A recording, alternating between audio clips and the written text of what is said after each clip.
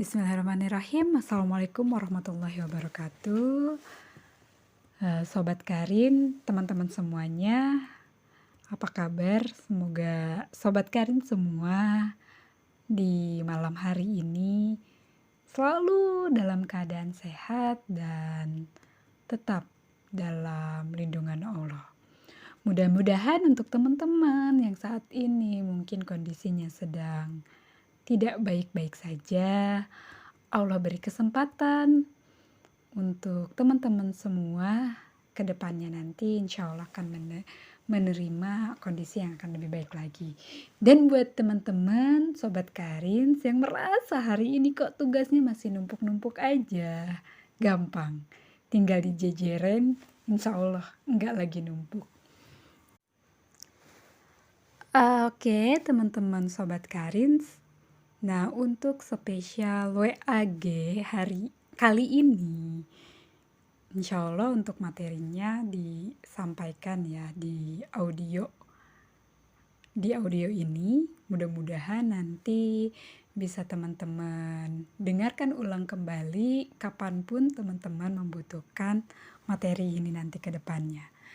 Nah, balik lagi kita ke apa yang akan dibahas oleh Karins. Kali ini kita bawa tema mengenai sahabat selamanya, tidak hanya di dunia, tapi juga sampai surga. Kenapa sih harus bahas ini? Karena ternyata kita kan pernah nih ngelihat ada persahabatan yang di awal tuh kelihatan manis banget, tapi kok di belakang tuh misalnya lama-kelamaan kok jadi bengis, jadi sadis. Atau di depan, di awal kelihatan lebih akrab, tapi kok nanti lama-kelamaan malah saling menghujat. Dan mungkin teman-teman juga mendapatkan gambaran realita seperti ini di dalam kehidupan kita, atau mungkin dalam kisah-kisah yang ada di layar kaca atau di layar handphone kita. Sebenarnya kita pasti kepengen punya persahabatan yang tetap kokoh, tetap kuat. Dan ini yang menjadi pertanyaan buat kita semuanya, gimana sih caranya supaya persahabatan kita ini tetap kokoh, tetap kuat. Tidak hanya di dunia, tapi juga sampai ke surga. Sebagaimana persahabatan Rasulullah, Abu Bakar, dan Umar. Sampai mereka meninggal pun dimakamkan berdekatan, dan di surga pun mereka tetap berdekatan. Nah, sekarang kita balikan ke diri kita sendiri. Sebenarnya definisi sahabat buat teman-teman itu apa sih? Seseorang itu layak dikatakan sebagai sahabat kita tuh kenapa sih? Kita ini memaknai sahabat itu sebagai apa sih? Atau sahabat dekatnya teman-teman ini siapa? Dan alasannya itu apa? Semua orang pasti punya perbedaan mengenai tentang definisi sahabat, kemudian siapa sahabat dekatnya, dan alasannya itu apa. Mungkin teman-teman juga boleh memberikan jawabannya ketika mendengarkan audio ini di kolom komentar ya. Biar nanti Sobat Karins dan tim Karins bisa saling mereview standarisasi persahabatan kita selama ini, apakah benar atau salah. Ada satu hal dari sahabat Rasulullah, yaitu Umar bin Khattab. Kita tahu ya, kita sama-sama tahu Umar itu orangnya keren banget. Saking kerennya, ketika Umar jalan, ada setan yang mau papasan sama Umar itu balik. Dia milih jalan lain, gak mau ketemu sama Umar. Dan Umar itu kayak udah ngerasa bosen gitu di dunia. Kayak udah ngerasa, cukup deh, aku pengen cepet pulang kampung aja. Tapi Umar tetap bertahan, tetap stay di dunia. Itu alasannya karena bisa berkumpul dengan sahabat-sahabat yang baik. Itu luar biasanya ya. Mungkin kita juga seperti itu ketika kita merasa orang yang kita kenal itu adalah sahabat baik kita. Pasti bawaan kita tuh pengen deket banget. Pengen ya kemana-mana tuh pengen bareng dia gitu kan. Bestie gitu loh. Ya gak sih? Kalau bahasanya siapa ya? Derby Romero. Persahabatan itu bagai kepompong dari ulat sampai menjadi kupu-kupu. Dari yang gak apa-apa sampai menjadi apa-apa. Seperti itu.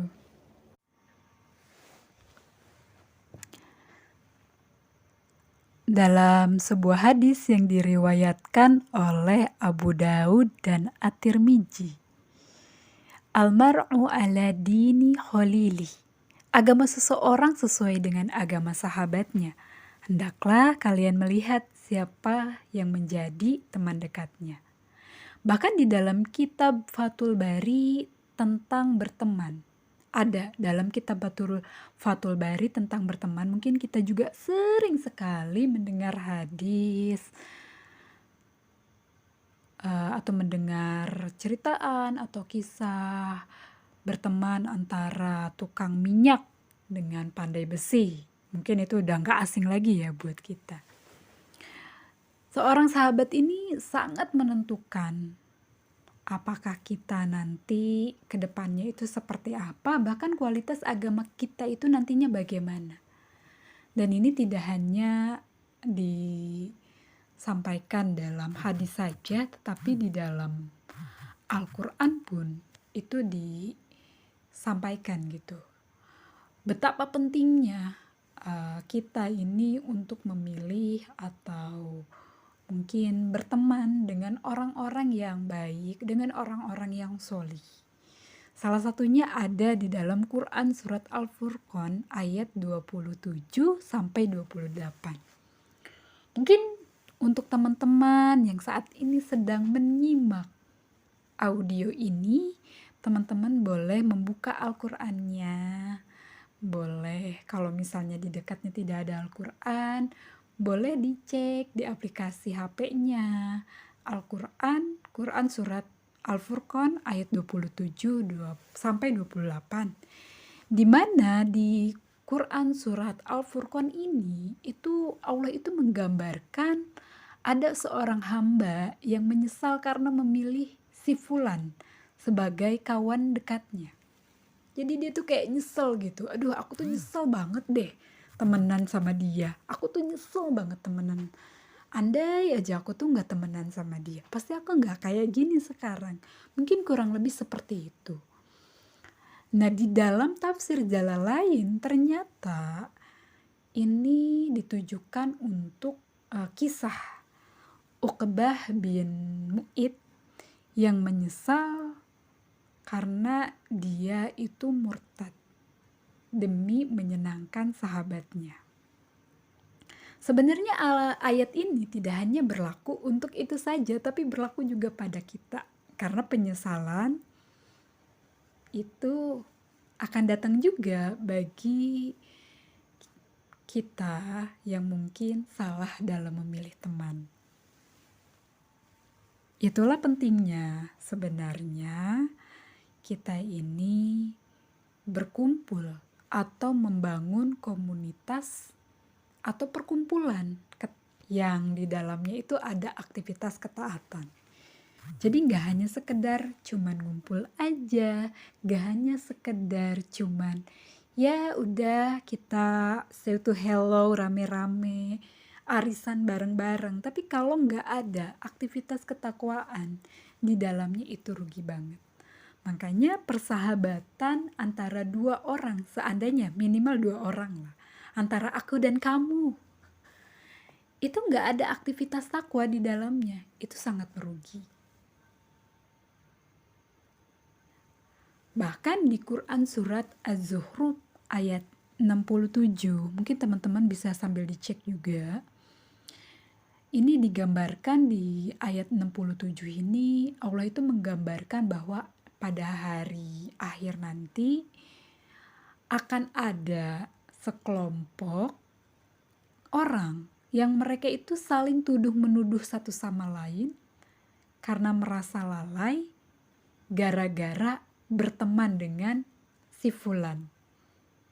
Bayangkan kalau misalnya kita menggunakan gambaran atau sesuatu yang bisa kita bayangkan di hari penghisaban nanti, ketika misalnya dihisab, oh kamu itu begini, aku tuh begini karena gara-gara aku tuh temenan sama dia, makanya aku tuh lupa, aku tuh makanya ngajinya jadi males karena dia tuh gak pernah nyemangatin aku, karena dia banyak ngajak main dan lain sebagainya. Nanti akan saling tuduh menuduh seperti itu. Si A akan menyalahkan si B akan menyalahkan si A, hayu aja terus seperti itu. Nah, maka dari itu sangat penting sekali ketika kita dalam menjalin interaksi atau dalam membangun persahabatan ini, di dalamnya itu ada aktivitas takwa, ada aktivitas amar ma'ruf, karena tujuannya tadi supaya tidak seperti penggambaran di dalam Quran surat Al-Furqan ayat 27-28, dan tidak ada kejadian seperti yang digambarkan di dalam Quran surat Az-Zuhruf ayat 67. Jadi ketika kita berada dalam satu perkumpulan apapun itu, jangan malu untuk bilang, yuk sholat, ayo sholat dulu. Atau yuk gini, ayo kita ngaji dulu, ayo kita gini, jangan malu gitu. Masalah mereka itu ikut atau tidak, ya biarlah jadi urusan mereka. Poin penting di sini adalah kita sudah mengajak mereka. Jadi kenapa sih harus ada aktivitas mengajak kepada ketaatan? Ya tujuannya satu, supaya kita ini bisa menghindari drama sebelum masuk surga. Jadi ada drama gitu ya. Kan kalau misalnya kita ingat-ingat lagi tentang hak seorang muslim terhadap muslim yang lainnya adalah mendapatkan nasihat. Nasihat itu kan tidak hanya berupa quotes gitu, tapi ketika dia melakukan suatu kemaksiatan, kita ingatkan, gak boleh kayak gitu. Atau misalnya dia belum bersegera melakukan kebaikan, kita ingatkan, kita ajak. Itu juga adalah salah satu hak orang lain atau hak saudara kita yang lain dari diri kita, dari kita. Jadi jangan sampai ketika misalnya nih selangkah lagi kita mau masuk surga, tiba-tiba ada satu orang yang menggugat, dia gak ridho kita masuk surga. Kenapa? Aku gak ridho dia masuk surga. Kenapa gak ridho? Karena selama aku berteman sama dia, selama aku kenal sama dia gak pernah ngingetin aku sekalipun, ya Allah. Tolong dong.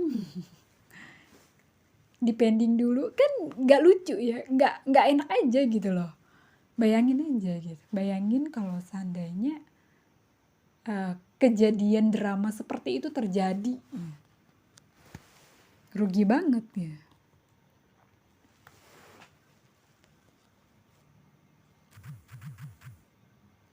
Wahai Allah, aku tidak ridho dia masuk surga.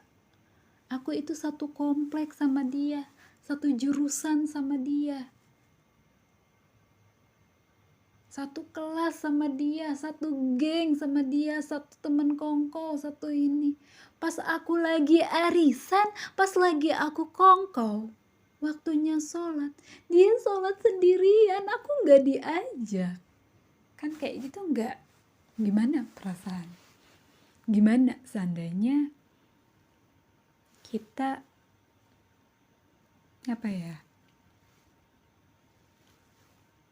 ngerasa di dalam posisi itu. Jadi teman-teman, perlunya kita ketika kita berada di dalam perkumpulan untuk mengajak kepada kebaikan. Dan ketika ada orang yang melakukan kesalahan atau melakukan kemaksiatan atau dia meninggalkan kewajiban dia, itu kita nggak boleh diem aja. Kita harus mengingatkan. Diam terhadap kebaikan adalah sebuah kesalahan. Maksudnya kayak gimana sih?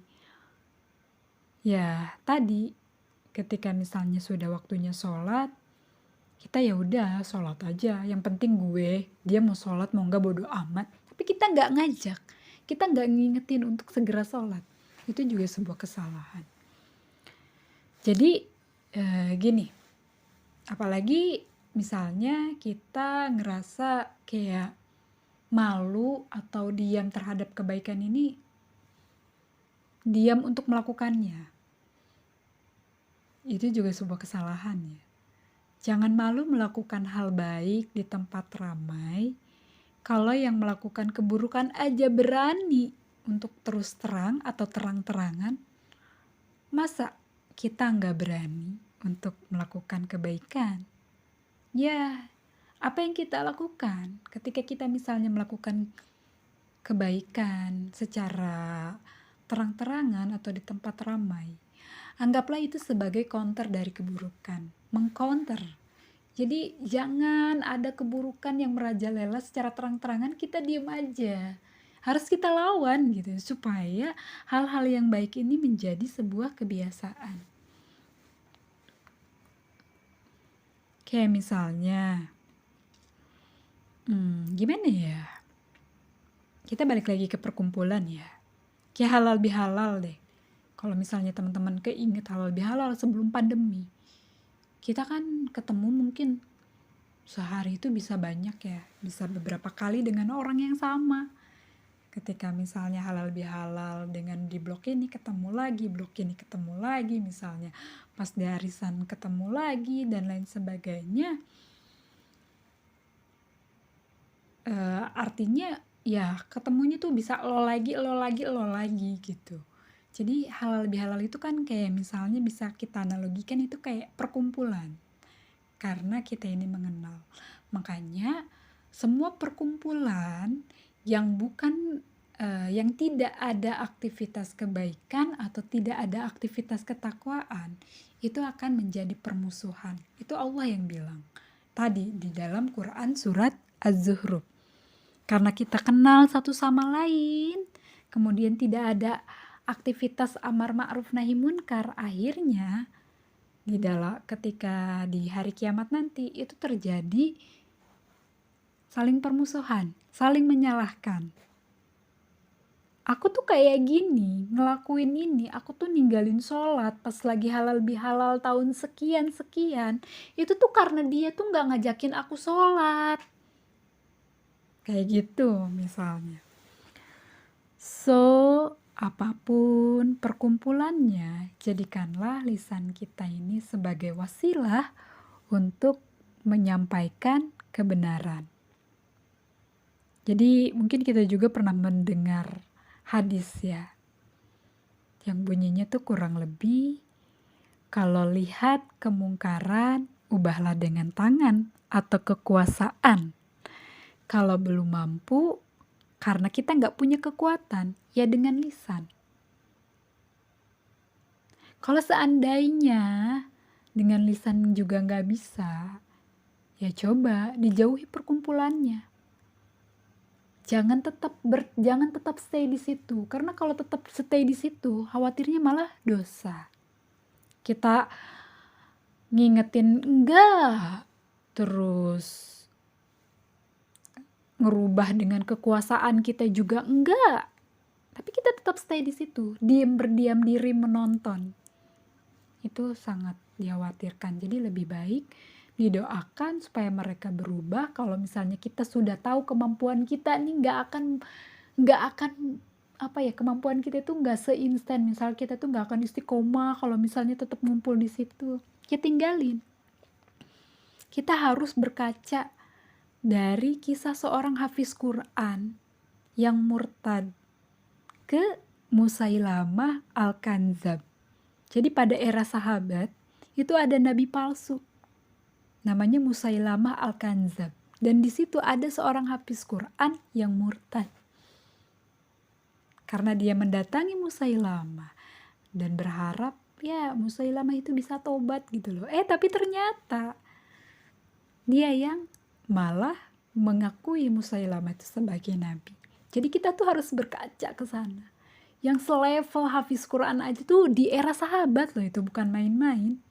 Itu bisa endgame gitu. Apalagi kita yang mungkin sholat tahajud tahunannya tuh masih bisa dihitung jari tahunan loh gitu. Puasa sunnahnya juga masih bisa dihitung jari. Ya belum seberapa lah dibandingkan sahabat. Jadi kayak gitu. Kalau misalnya kita tetap bertahan di perkumpulan itu tanpa melakukan apa-apa, hanya berdiam diri, khawatir bakal Allah mintai pertanggungjawaban karena diamnya kita. Kan diam itu juga akan dimintai pertanggungjawaban sama Allah. Lebih bahaya lagi ketika kita tetap bertahan di sana, kita malah terwarnai. Jadi nanti akan ada hari di mana suami istri, orang tua, anak itu saling menuntut. Seolah-olah kelalaian yang dilakukannya itu karena tidak ada aktivitas nasihat menasehati. Seorang istri merasa melakukan kelalaian itu karena suaminya enggak nasehatin. Suaminya juga sama karena ngerasa istrinya enggak nasehatin. Kemudian orang tuanya juga sama karena merasa anaknya enggak nasehatin. Anaknya juga sama karena merasa orang tuanya enggak nasehatin. Padahal tinggal satu atap, tidur satu kasur, bahkan satu selimut. Tapi akan ada peristiwa seperti itu.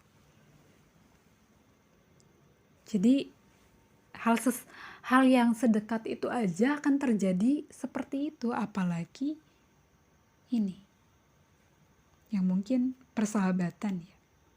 Jadi dari sini, aduh tapi gimana dong kalau misalnya aku ngingetin dia nanti A, B, C, D. Kadang kan alasan kita itu gak mau ngingetin, gak mau ngajakin. Kita tuh kepikiran sama respon orang yang kita ajak, orang yang kita nasehatin.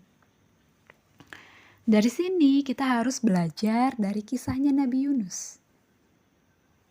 Gimana sih? Teman-teman ingat kan Nabi Yunus itu dimakan ikan paus. Gara-gara kecewa terhadap hasil. Itu. Kan di kisahnya Nabi Yunus itu kan dakwah ke penduduk kaum Minawa selama puluhan tahun, bahkan menurut riwayat itu 40 tahun. Itu 40 tahun itu ngingetinnya bukan sekali, guys. Bisa ngingetinnya itu pagi, siang, malam lah. Ngingetin, hari ini ngingetin, ayo ngingetin. Sampai akhirnya Nabi Yunus marah, kemudian lari pergi ke laut, ninggalin kaumnya. Akhirnya endingnya itu dimakan ikan. Gara-gara kecewa terhadap hasil. Jadi karena ini kita tuh harus fokusnya, masalah mau ikut atau enggak, itu urusan dia sama Allah. Yang jadi masalah buat kita adalah kita ketika kita tak mengingatkannya.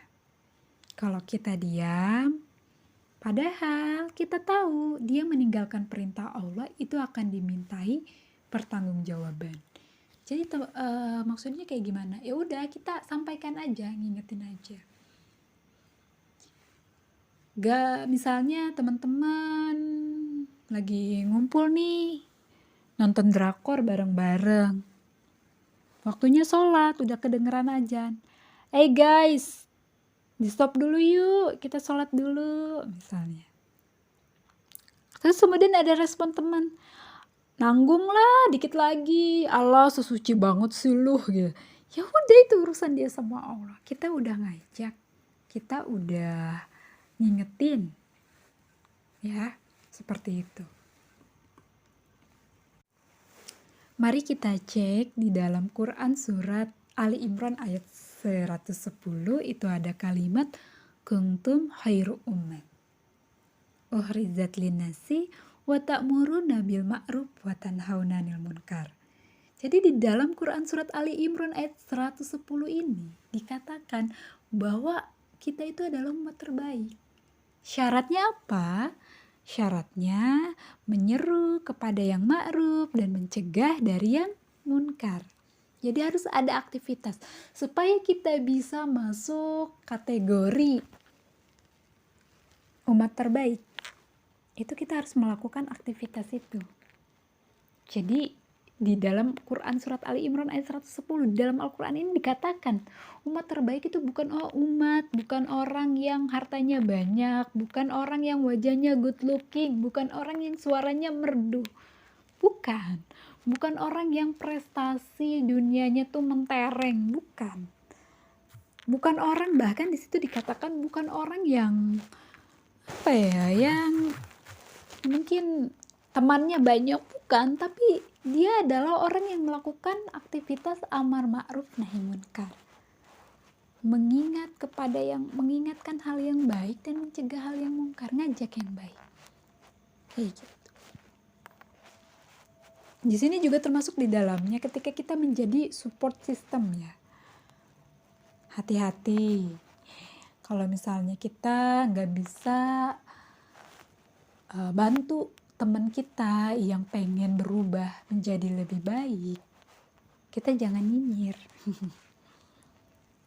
Ya, kita mungkin support dia dengan cara, ibaratnya kalau sebuah karya, kalau seorang konten kreator kan, cara kita nggak bisa nih misalnya bantu dia untuk selalu nge-like setiap postingannya, kemudian nge-komen setiap postingannya, memberikan segala macem deh. Tapi minimal subscribe sekali, itu bisa. Itu contohnya aja. Mari kita cek apa yang di dalam Al-Quran yang terdapat di Quran surat Al-Maidah ayat 79. Kanu la yatanahawna am munkarin fa'aluh labisa ma kanu yaf'alun. Mereka tidak saling mencegah perbuatan mungkar yang selalu mereka perbuat. Sungguh sangat buruk apa yang mereka perbuat. Tidak saling mencegah, berarti kan itu ada feedback, ya, ada aktivitas dari beberapa orang yang berlawanan lah gitu, atau dari dua orang yang berlawanan, saling. Tidak ada aktivitas seperti itu sangat rugi.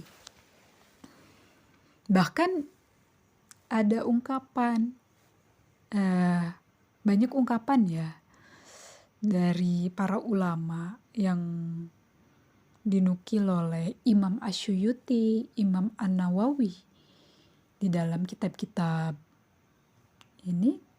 Para ulama itu ada satu ungkapan yang luar biasa banget. Kalimatnya kurang lebih gini: yang tidak menyuarakan kebenaran seperti setan bisu. Bisu sih, tapi tetap aja setan gitu loh. Disamain dengan setan, bayangin. Nah, kadang mungkin dalam realitanya di lapangan kita akan menghadapi,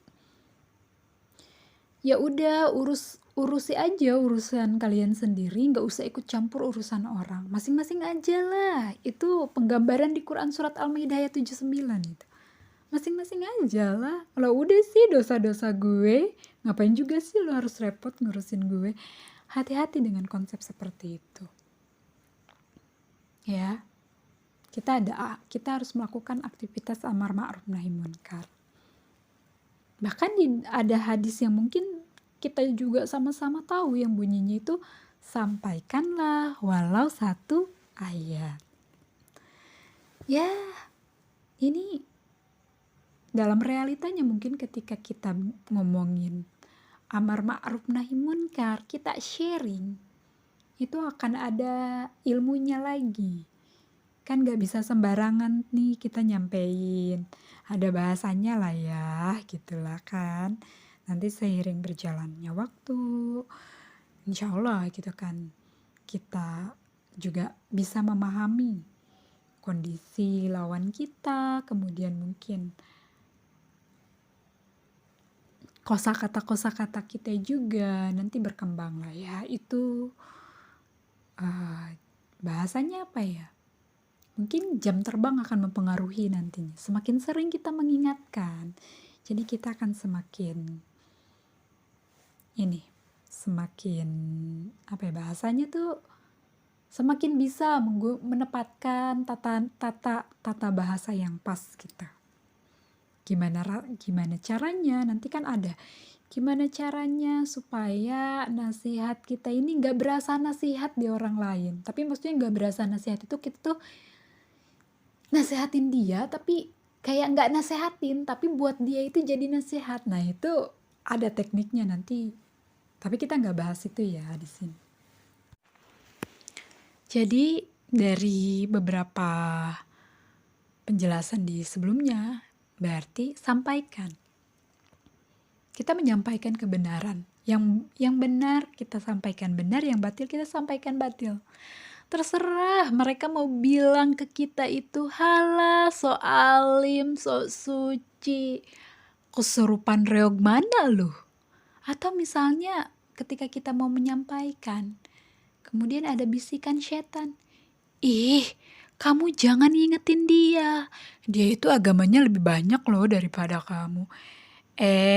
Kalau kamu ngingetin dia, ntar kamu dimusuhin loh. Kamu yakin mau ngingetin dia? Lihat deh, bacaan ngaji kamu aja itu masih kalah sama dia. Kamu nggak cocok kalau ngingetin dia. Nanti akan ada bisikan-bisikan seperti itu. Ya udah, abaikan aja. Ya, diabaikan. Atau misalnya ada bisikan lain, hush, jangan ngingetin dulu. Kamu kan hijrahnya baru. Baca huruf ain aja masih salah, malulah sama dia. Misalnya ya kayak gitu. Kayak intinya sih, ketika kita mau menyampaikan sesuatu, ketika kita mau melakukan aktivitas yang baik, kemudian dilihat orang, jangan malu. Misalnya, jangan malu baca Quran di kantor, di sekolah, atau misalnya teman-teman gabung komunitas yang gak ada hubungannya dengan berbau agama, jangan malu. Dan jangan takut untuk dibilang ria. Ria itu bukan menampakkan amal. Ria itu menampakkan amal tapi pengen dipuji. Jadi niatnya itu kepengen dipuji. Jangan sampai jangan sampai kita itu meninggalkan amal gara-gara penilaian manusia karena takut gitu kan. Jangan sampai kayak gitu. Meninggalkan amal karena manusia itu juga syirik. Kemudian melakukan karena manusia itu ria. Serba salah kan? Everywhere, dimanapun, kalau bisa ya kita tuh tetap melakukan hal yang baik. Baca Quran misalnya, terserah orang mau bilang apa. Belajarlah mencintai diri sendiri itu bukan hanya demi kepuasan psikologis kita aja, tapi demi masa depan di akhirat kelak. Misalnya di kereta rame, sambil nunggu lumayan lah dari Jakarta ke Bogor kan, daripada scrolling Instagram, mending baca Quran. Orang mau bilang, baca Quran di kereta, pamer ya, ria. Ya udah biarin aja, yang penting kita niatnya nggak ria.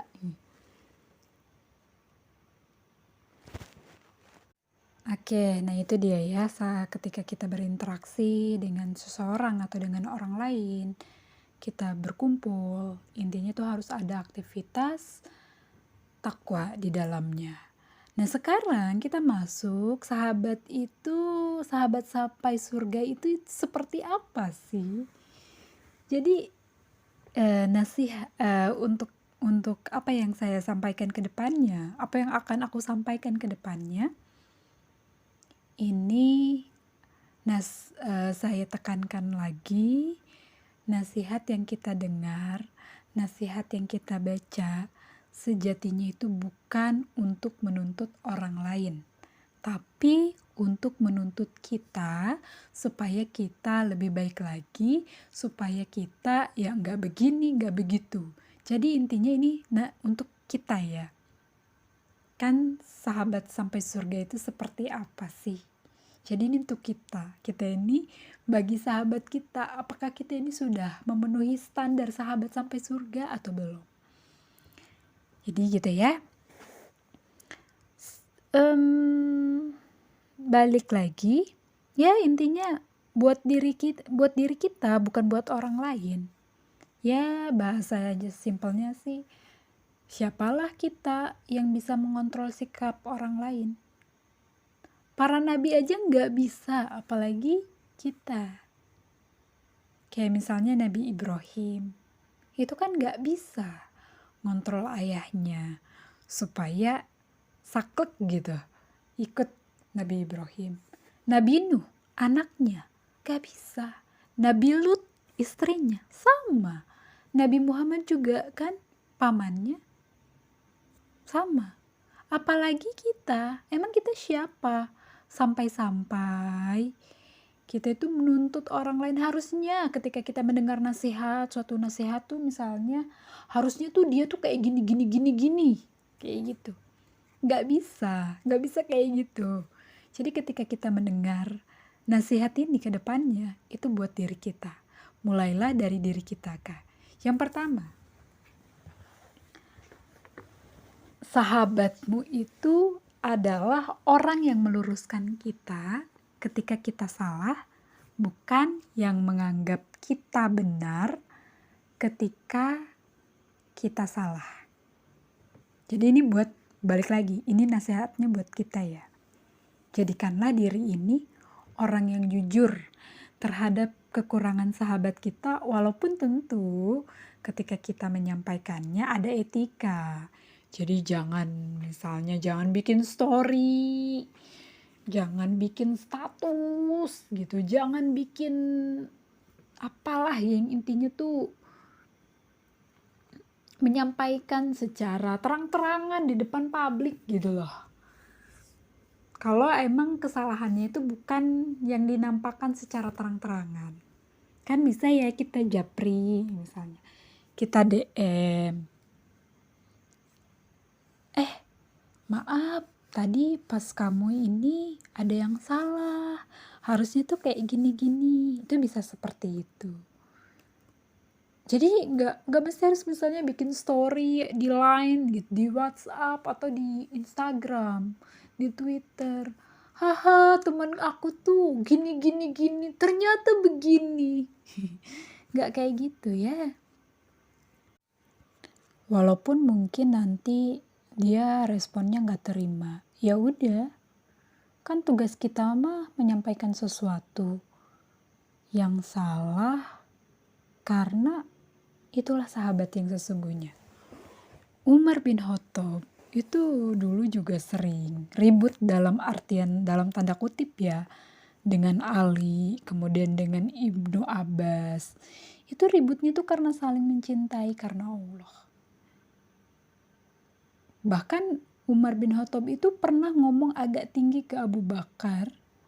Pas Abu Bakar ngomong gini, Siapa nih? Siapa sih yang gak mau bayar zakat seperti zaman Rasul akan aku perangi? Mungkin teman-teman pernah baca kisah ini. Dan Umar pada saat itu menyampaikan ketidaksetujuannya dengan pandangannya.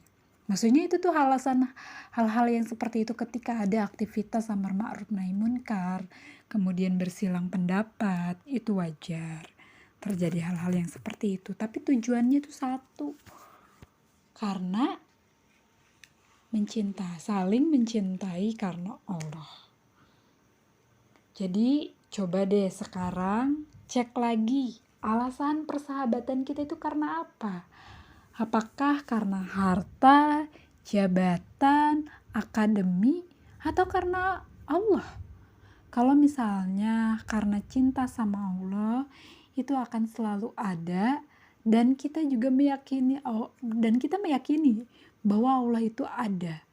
Tentunya persahabatan seperti ini gak akan sirna, dia bakal kekal abadi selama-lamanya. Beda dengan kalau misalnya persahabatan karena hartanya habis ya udah. Persahabatan karena jabatan, mungkin jabatannya udahan ya udah. Atau misalnya mungkin jabatan karena akademi udah lulus ya udah, gitu. Udahan aja kayak gitu.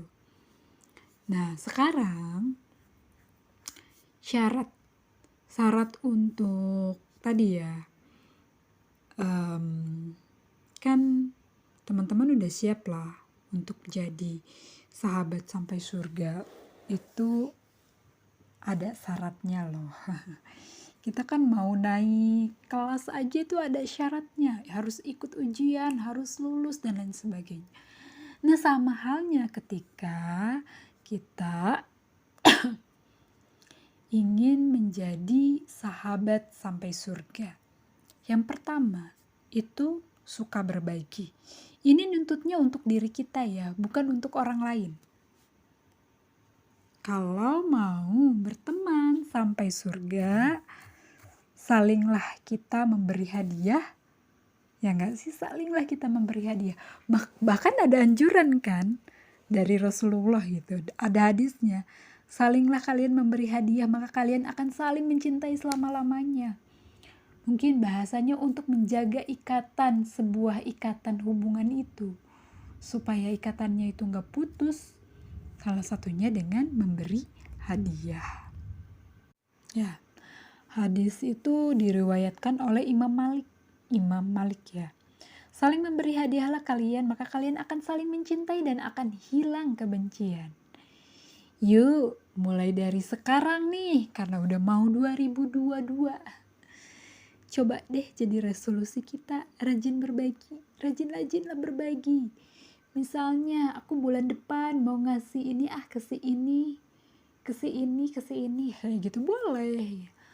Atau misalnya buat teman-teman yang ngerasa, aduh aku tuh nggak punya temen kak, aku tuh orangnya ansos dan lain sebagainya. Di Karin sini bisa ketemu teman-teman baru. Coba di Japri satu aja temenan. Japrinya minta temenan ya, bukan minta hadiah. Atau kalau mau ngasih hadiah itu bagus, tapi jangan minta, ngasih ya. Kemudian yang berikutnya, nggak boleh baperan. Jadi nggak bisa nih yang namanya senggol dikit bacok. Jangankan surga, kayaknya di dunia aja itu nggak akan bertahan lama kalau senggol bacok kayak gitu. Sakit hati itu pilihan kita, pilihan pemilik hati, bukan omongan orang. Tapi kan dia itu udah ngomong kayak gitu, aku tuh sakit hati. Ya balik lagi, sakit hati itu pilihan kita, bukan omongan orang itu tadi. Kalau kita nganggepnya itu kayak gitu ya pasti bakal sakit hati. Analoginya itu seperti garam yang dimasukkan ke dalam segelas air. Gimana rasanya airnya? Pasti jadi asin kan? Tapi gimana kalau seandainya garam itu ada sebuah danau, kemudian dikasih garam, asin nggak? Enggak. Berarti apa yang salah? Garamnya atau tempatnya? Berarti tempatnya kan? Berarti selama ini yang salah bukan omongan orang itu, tapi hati kita mungkin yang masih sempit. Kayak misalnya, kan kalau misalnya kita kan rata-rata kebanyakan di sini wilayah Jabodetabek lah ya, yang mungkin ketika berbicara itu nggak tinggi-tinggi nadanya gitu kan, intonasinya nggak tinggi-tinggi. Tapi kalau seandainya bertemu dengan orang yang kayak misalnya tinggi-tinggi, kita nggak shock. Kayak misalnya nih antara orang Medan, itu kan kalau ngomong tuh kayak marah-marah gitu ya, kalau buat kita gitu yang mungkin di Bogor. Tapi mereka tuh nggak baperan, karena ya mereka nganggap itu bukan hal yang menyakitkan. Jadi harus kita ingat, kita ini berteman dengan manusia, bukan dengan malaikat. Dia kan kayak gitu, sedangkan aku kan bla bla bla bla. Dia manusia loh. Kalau dia berbuat salah, maafkan. Pasti dia juga berharap untuk dimaafkan. Oke, sekarang kita berikutnya ya. Yang berikutnya itu yang pertama tadi itu ada apa yang pertama tadi ya? Yang pertama tadi itu saling memberi hadiah, kemudian yang kedua nggak baperan, dan yang ketiga mudah memaafkan. Nah, mudah memaafkan ini Allah spill dalam Quran surat Ali Imran ayat 134. Harusnya kita ini menjadi seperti ini ya, mudah memaafkan. Rasulullah itu ya, kalau misalnya kita balik lagi nih ke saling memberi hadiah. Rasulullah itu ya kalau misalnya dipuji bajunya, itu pulang, itu langsung pulang. Terus ganti baju, dan baju yang dipuji itu dikasih ke sahabat yang mujinya, ke sahabat yang muji itu. Ya beneran nih kayak berasa nampar diri sendiri gitu ya. Kira-kira kita gitu gak ya? Tapi kalau kita gimana? Kita ini misalnya ada yang muji, ih jam tangannya lucu, pulang juga diumpetin jam yang dipuji tadi, diganti yang sama yang lain, supaya apa? Nggak dilirik lagi. Ternyata beda-beda dikit ya kita sama Rasulullah. Kalau Rasulullah sedikit-sedikit bersyukur, kalau kita sedikit bersyukur. Masa gitu aja baperan? Padahal orang lain bisa berbuat salah. Ini kalau buat yang baper, ya nggak sih? Kita harus memaafkan, tapi kan saya sakit. Ya kalau nggak sakit, apa yang mau dimaafkan? Jadi Nabi Muhammad aja, itu kalau misalnya Rasulullah itu orangnya baperan, itu nggak akan mau balik lagi ke Mekah. Atau misalnya kalau Rasulullah ini bukan orang yang pemaaf atau mudah memaafkan. Ketika Fathu Mekah, Abu Sufyan itu kan pernah tuh. Abu Sufyan itu kan dulu mencaci maki Rasulullah. Kemudian ketika Fathu Mekah itu menyerah, menyatakan Islam. Masuk Islam. Walaupun para sahabat itu ngiranya ya dia mah masuk Islamnya gak tulus, modus gitu. Tapi Nabi Muhammad itu tetap menerima, memaafkan. Masa cinta Nabi kok baperan? Masa cinta Nabi kok gak mau memaafkan? Abu Sufyan aja yang segitu memusuhi Islam pada saat itu, ketika memilih untuk ini, Rasulullah maafin. Inilah karakter ciri berteman sampai surga yang kalau misalnya kita baperan atau nggak enakan itu sulit. Makanya yuk pelan-pelan kita belajar, kita tingkatkan. Berikutnya, ini yang namanya, ini kan tadi udah nyebutin syarat, itu pasti ada aktivitasnya dong. Pertemanan yang bisa sampai ke surga itu tentu di dalamnya ada aktivitas surgawi. Emang aktivitas surgawi itu apa? Ternyata seperti yang sudah dibahas di awal, yaitu saling meningkatkan iman. Kalau enggak nambah iman, hati-hati. Ya, kalau enggak nambah-nambah iman nih dalam berteman, hati-hati nih. Jangan-jangan ada yang salah dalam pertemanan kita. Yuk kita sama-sama saling bareng-bareng menebar kebermanfaatan. Tetap semangat teman-teman, jadi pelopor kebaikan. Misalnya dengan kehadiran teman-teman di Karin sini, itu menjadi wasilah teman-teman mendapatkan aktivitas surgawi gitu kan. Mudah-mudahan dengan program-program yang Karin tawarkan bisa meningkatkan iman teman-teman semua, bahkan ya termasuk keimanan saya pribadi, ya keimanan aku pribadi. Jadi balik kok jadi saya ya, bahasanya agak kaku kalau saya. Jadi lebih nyaman pakai aku aja. Jadi kebayang ya kalau misalnya kita melakukan aktivitas surgawi di dunia, seandainya nih kita di surga, udah di surga bareng-bareng, kemudian kita ngumpul, terus ada kesempatan buat ngobrol, ngerumpi. Yang diobrolin itu adalah aktivitas kita di dunia. Ingat gak waktu pas pertama kali datang ke kajian Karin, kamu kan pernah salah nyapa aku, kamu ngiranya aku tuh ini.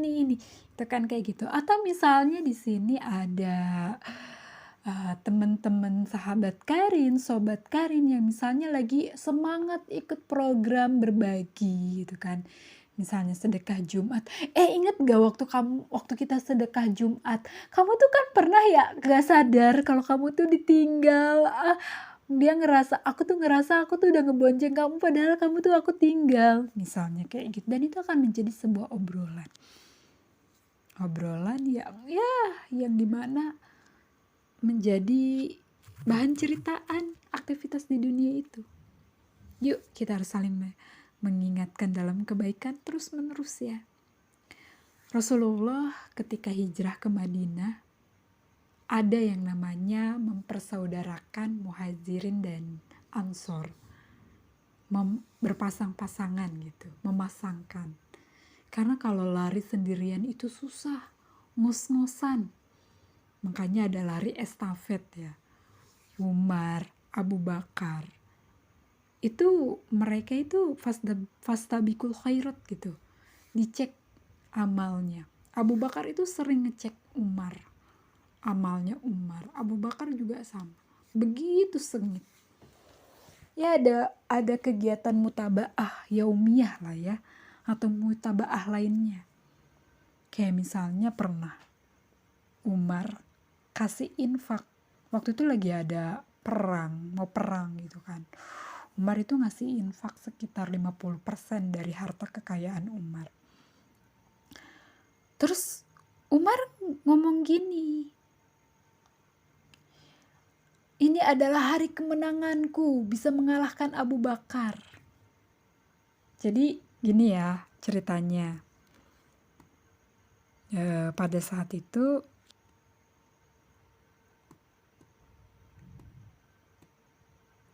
Umar kan nyerahin 50% hartanya. Terus Rasulullah itu nanya, Umar, apa yang kamu sisain buat keluarga kamu? Ya 50% itu tadi. Udah tuh, karena pada saat itu Umar yang paling gede lah. Umar tuh ngerasa menang, karena istilahnya amalnya itu akhirnya bisa ngalahin Abu Bakar gitu loh. Dalam ini kita lagi ngomongin lagi berbicara konteks fastabikul khairat ya, berlomba-lomba dalam kebaikan. Terus gak lama datang Abu Bakar. Sama Abu Bakar, hartanya Abu Bakar itu dikasih 100%. Rasulullah tanya, Umar, apa yang kamu sisain? Wahai Abu Bakar, apa yang kau sisakan untuk keluargamu? Jawaban Abu Bakar, Allah dan Rasulnya. Umar langsung geleng-geleng di situ. Aku tuh gak mungkin bisa ngalahin Abu Bakar selamanya. Ingat, Umar amalnya di bawah persis Abu Bakar. Di bawah persis ya. Jadi kita tuh masih jauh gitu loh. Pertanyaan berikutnya. Apakah kita punya sahabat seperti itu? Yang itu tuh bisa menjadi penyemangat kita, pemantik kita untuk kita itu fastabikul khairat. Atau kita itu baru termotivasi, baru punya ngerasa rival. Itu cuman dalam hal duniawi aja. Banyak di antara kita berpikir itu riya, banyak di antara kita berpikir hal yang seperti tadi yang dilakukan Umar dan Abu Bakar itu riya atau sum'ah ya, saling menampakkan amalnya sebenarnya untuk berjuang dalam fastabiqul khairat. Beda ya dengan riya. Riya kan tujuannya untuk dipuji. Kalau ini pengen supaya kita tuh makin semangat lagi. Yuk kita bareng-bareng upgrade diri di komunitas Karin, kajian remaja inspiratif. Akan ada orang yang Allah izinkan. Akan ada orang yang Allah izinkan untuk mengkorek-korek isi neraka, untuk mencari sahabatnya dengan syarat sudah mengingatkan. Kira-kira siap gak kalau seandainya teman-teman menjadikan ini sebagai resolusi di 2002 nanti, program? Gak usah banyak-banyak dulu. Misalnya dari hal yang terkecil, ada di Karin ini, di grup WA Karin, misalnya ada reminder, sudah melaksanakan amalan ini. Nah, aku itu ada satu grup WhatsApp, namanya rahasia lah ya. Itu ada kayak riado, setoran riado dan tugas gitu. Jadi isinya tuh selama 30 hari kita tuh harus rutin ngamalin amalan-amalan yang tertulis di kertas yang udah ditentuin sama tim panitianya lah ya. Misalnya ada satu tuh doa selepas sholat 5 waktu, doa untuk satu orang selepas sholat duha, doa kayak gitu. Kemudian syiar, mengajak orang buat apa, kayak gitu-gitu, bergerak, bla bla bla. Ya, jadwal Zoom, kelas Zoom, ikut ini, ikut itu, misalnya. Terus sholat duha sekian rakaat, baca Al-Quran minimal sekian. Ini tuh ada gitu, dan ini tuh di checklist per hari. Dan harus disetorin gitu di grup. Misalnya hari ini udah selesai semua, dipoto, cekrek, di store di grup. Itu kalau misalnya hal seperti itu bisa. Kalau misalnya mau, atau misalnya checklist sholat 5 waktu kayak gitu tuh juga boleh. Atau misalnya kita pengen memburu doa para malaikat nih, ya dengan cara supaya kita didoakan sama malaikat ya, caranya sedekah pagi atau sedekah subuh. Boleh kan, ada nanti ngadain celengan khusus sedekah subuh. Misalnya boleh aja kali. Hal-hal yang gampang kayak gitu. Nanti bisa di grup, misalnya Uhti, Ana udah sedekah pagi loh, aku sedekahnya 5.000 gitu. Misal, ini bukan bangga gitu, tapi tujuannya fastabiqul khairat. Aduh, 5.000, aku 10.000 aja deh, dia 5.000. Berarti aku harus bisa lebih ini. Tujuannya itu fastabiqul khairat. Semakin banyak gitu kan untuk melakukan amalan baik. Atau misalnya mau lihat dulu kita mau mulai dulu deh belajar tahsi 3T, misalnya tahsin, kemudian tahfiz, tadabur, atau tafsir. Belajar tahsin misalnya. Mau ini dulu ya, kita pilih dulu ayatnya mana yang mau dipahami, ditadaburi, apa yang akan kita lakukan dari ayat tadi. Pilih dan ya misalnya aku mau ini surat sekian, ditadabur, dipelajari tahsinnya, kemudian ditadaburi, dibaca tafsirnya, oh ternyata kayak gini.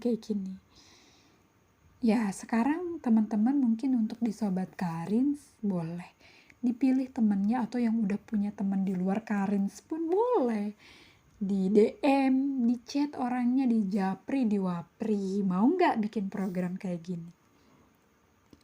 Atau misalnya ayo baca Arabnya deh, misalnya mau one day one ayat aja deh gitu kan. Kemudian kita baca tafsirnya juga, di share di grup. Misalnya aku hari ini baca ayat ini, Quran ini, terjemahannya menurut tafsir ini, apa yang akan aku lakukan menurut tafsiran dari ini A, B, C, dan seterusnya. Terus tinggal laporan deh di grup, halo sista, aku udah selesai nih, mana ini punyaku, mana punyamu, kayak gitu aja sih. Atau misalnya merespon sesuai Quran. Misalnya ketika ketika kita mempelajari satu ayat misalnya wala taqrabuz zina dan janganlah kamu mendekati zina. Kemudian aku nggak salah satu cara aku untuk nggak ngedeketin zina tuh step-stepnya apa? Sebutin. Nah, bahkan Imam Al-Zawziyah mengatakan kayak gini. Jika kalian tidak menemukan aku di surga, maka tanyakan tentang aku kepada Allah. Ucapkanlah, wahai Rabb kami, hambamu si Fulan dulu tidak pernah mengingatkan kami. Wahai, salah kalimatnya, sorry. Wahai Rabb kami, hambamu ini, si Fulan, dulu dia pernah mengingatkan kami untuk mengingat engkau. Kemudian beliau menangis. Artinya, tadi, kalau seandainya, aku ini pasti banyak dosa lah ya, banyak maksiat. Kalau seandainya,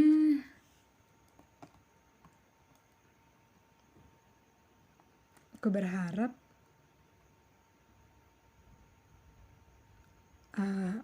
apa yang kita omongin malam ini, apa yang kita baca, yang kita dengar malam ini, yang kita ikutin malam ini bisa menjadikan salah satu bukti bahwa kita ini kepengen buat jadi penghuni surga. Ya mudah-mudahan kita semua bisa mengamalkan ini semua supaya kita jadi penghuni surga. Nah, buat teman-teman yang tadi mungkin kalau misalnya baca tafsir, aku kan gak punya tafsirnya Kak, gimana? Nanti bisa ada di Google gitu kan, bisa. Kalau tafsir Ibnu Katsir tinggal diklik aja www.tafsiribnukatsir.com. Nah, mudah-mudahan nanti teman-teman bisa dicek lagi atau mungkin minta program lagi ke Teh Tia ya untuk waduh Teh Tia ini mantep banget ternyata idenya, boleh dong di ACC nih di Karin dijadiin programnya Karin. Monggo silakan di-chat aja Teh Tianya ya. Nah, gitu aja teman-teman yang bisa aku sampaikan. Mudah-mudahan apa yang aku sampaikan ini bisa menjadi amalan kita, bisa kita praktekkan supaya kita sama-sama menjadi penghuni surga, bertetangga di surganya nanti. Amin. Nah, buat teman-teman yang mungkin ingin atau ada pertanyaan, boleh pertanyaannya disampaikan di kolom komentar, atau misalnya kalau segan di kolom komentar boleh di grup WhatsApp kita ya. Oke, bye-bye teman-teman. Aku tutup dulu ya. Assalamualaikum warahmatullahi wabarakatuh. Aku kembalikan ke kakak admin atau kakak MC di grup WhatsApp. Bismillahirrahmanirrahim. Assalamualaikum warahmatullahi wabarakatuh.